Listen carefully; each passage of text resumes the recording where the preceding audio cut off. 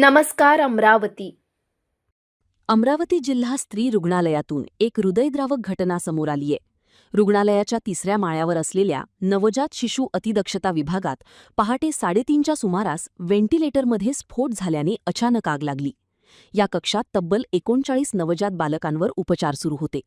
आग लागल्याचे लक्षात येताच ड्युटीवर असलेल्या डॉक्टर, नर्सेस आणि कर्मचाऱ्यांनी तातडीने धाव घेत अनेक बालकांना सुरक्षितपणे बाहेर काढले. त्यांच्या तत्परतेमुळे अनेक नवजात बालकांचे प्राण वाचवण्यात यश आले. मात्र या भीषण आगीत 3 लहान बालकांचा होरपळून मृत्यू झाला.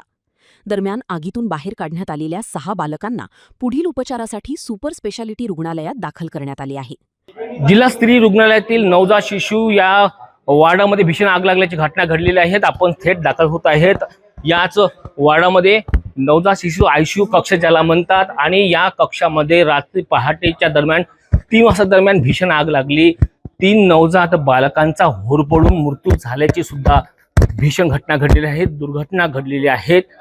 पाहू शकता याच वार्डामधील अतिदक्षता नवजात शिशूंचं ज्या ठिकाणी ठेवलं जातंय ते अतिदक्षता कक्ष बेचिराग झालेला आहे. फायर ब्रिगेड या ठिकाणी सकाळीच दाखल झालंय. गाडगेनगर पोलिसांनी सुद्धा मोठी कसरत करून इतर अनेक नवजात बालकांना सुखरूप बाहेर काढण्यात आलेलं आहे. ही घटना भीषण आहेत, पहिलीच नाहीत. यापूर्वी सुद्धा याच जिल्हा स्त्री रुग्णालयाच्या नवजात शिशु आयसीयू केंद्रामध्ये आग लागली होती आणि पुन्हा ही दुर्घटना आज पहाटे 3:30 वाजताच्या दरम्यान घडलेल्या आहेत. घटना भीषण आहेत आणि यावरच आता प्रशासन खळबळून जाग झालेलं आहे.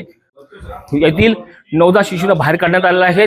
इतर वार्डामध्ये त्यांना सुद्धा नेण्यात आलेलं आहे आणि या घटनेवर आता प्रशासन कोणती खबरदारी घेणार हे सुद्धा महत्त्वाचं ठरणार आहे. या घटनेनंतर रुग्णालय परिसरात एकच खळबळ उडाली असून आगीचे नेमके कारण काय आणि व्हेंटिलेटरमध्ये स्फोट कशामुळे झाला याचा तपास सुरू आहे. या दुर्घटनेमुळे रुग्णालयातील अग्निसुरक्षा व्यवस्था आणि नवजात बालकांच्या सुरक्षेचा प्रश्न पुन्हा एकदा ऐरणीवर आला आहे. याच्यामध्ये आज सकाळी 3:15 वाजताचे आसपास आपला जो स्त्री सामान्य रुग्णालय आहे अमरावतीच्या त्याच्यामध्ये जे NICU आहे त्याच्यामध्ये 3 कंपार्टमेंट आहे. त्यापैकी जो एक कंपार्टमेंट होता त्याच्यामध्ये आग लागली. 9 जे मुले होते जे इलाज घेत होते त्यापैकी 3 मुलांची मृत्यू दुर्दैवाने झालेली आहे आणि बाकीचे उरलेले 6 जे मुले आहेत त्यांना इतर शिफ्ट करण्यात आलेलं आहे.